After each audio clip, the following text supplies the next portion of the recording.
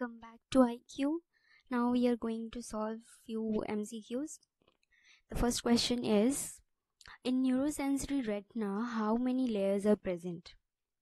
Options 7, 8, 9 and 10. So try to solve this question. Like, this is a very tricky question. Many can think that the answer will be 10 because it's asking retina.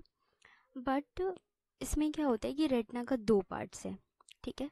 मतलब retina is divided into two parts. First is pigment epithelium and second is neurosensory retina. Okay, so total retina का 10 layers है, but 1 is pigment epithelium और बाकी 9 layers is neurosensory retina. तो हमारा answer होगा 9. मतलब कि न्यूरोसेंसरी रेटिना में 9 लेयर्स होते हैं. Coming to the next question, rod cells are located which part of the retina. इसमें हमसे पूछा है कि रेटिना का कौन से पार्ट में रॉड सेल्स होता है. मैंने ये सर्कल गलत बना दिया, सॉरी फॉर दैट. ओके, सो उसमें क्या हो रहा है कि ये एक सर्कल है, रेटिना मान लेते हैं. तो जो सेंटर पार्ट है, सेंटर में कोन्स होते हैं, कोन्स, और जो पेरिफेरल पार्ट है उसमें रॉड्स होते हैं.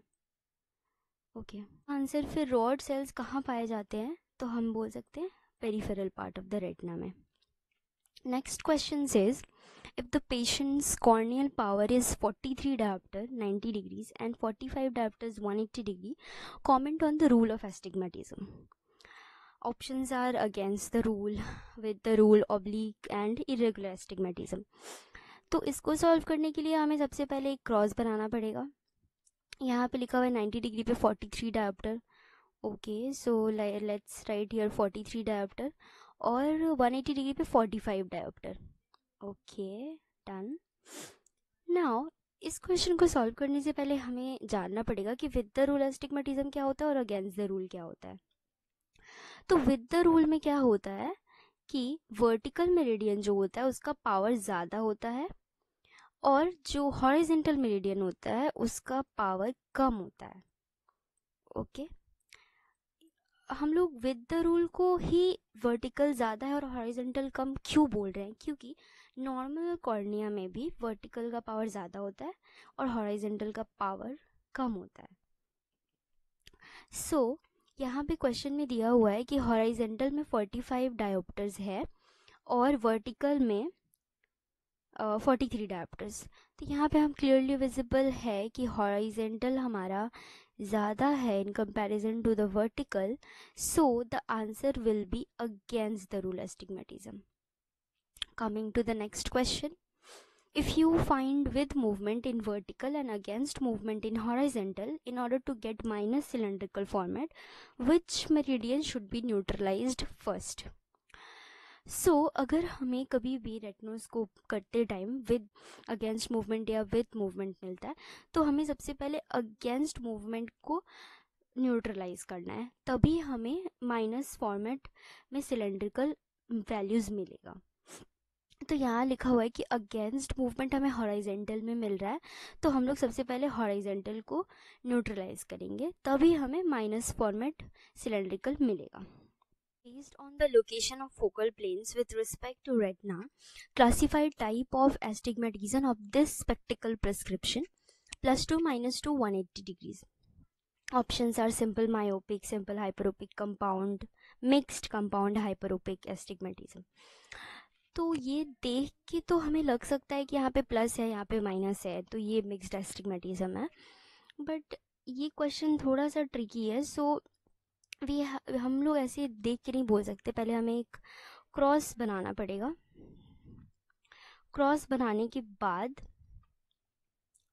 फिर हम इसे सॉल्व करेंगे, फिर हमें पता चलेगा कि कौन सा टाइप ऑफ एस्टिग्मेटिज्म है. फर्स्ट ऑफ ऑल, क्योंकि यहाँ पे +2 स्फेरिकल पावर है, तो स्फेरिकल पावर का मतलब क्या है कि वो सारे मेरिडियंस में जाएगा. तो +2 हम लोग 90 डिग्री में भी लिख देंगे और +2 हम लोग 180 डिग्री में भी डाल देंगे. अब क्या करना है, -2 यहाँ पे 180 डिग्रीज में दिया हुआ है, तो हमें पता है कि जिस एक्सिस में माइनस सिलेंड्रिकल पावर रहता है उसमें सिर्फ एक्सिस रहता है और उसके अपोजिट मतलब 90 डिग्री वाले एक्सिस में उसका पावर अवेलेबल रहता है। तो यहाँ पे क्योंकि -2 180 डिग्री में दिया हुआ है, तो हम लोग क्या करेंगे, -2 90 डिग्रीज में डाल देंगे। तो फिर हमें क्या मिलता है,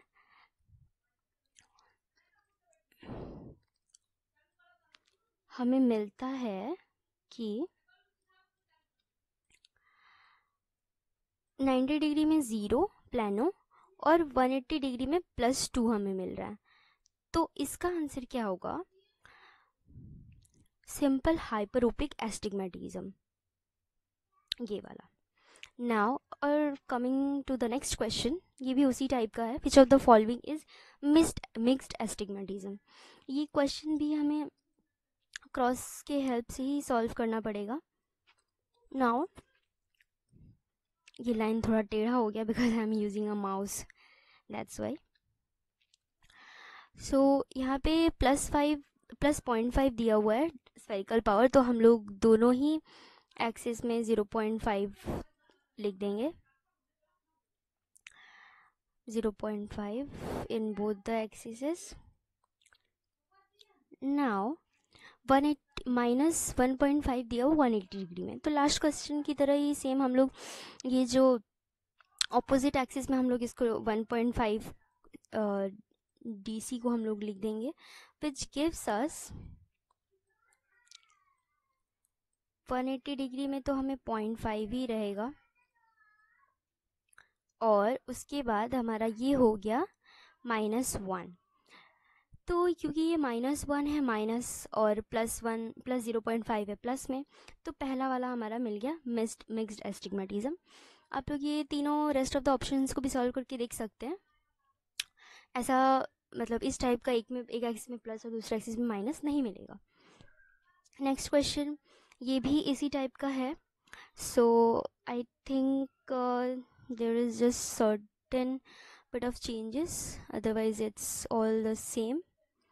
So try to solve this question yourself. ये LVPI 2021 में ये question आया था, do it yourself. Coming to the next question, in with the rule ocular astigmatism, which meridian has the greatest amount of refractive power?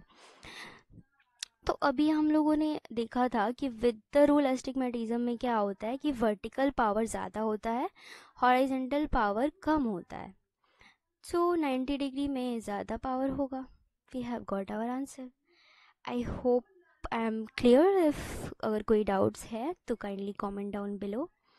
I will see you in the next video. Bye bye.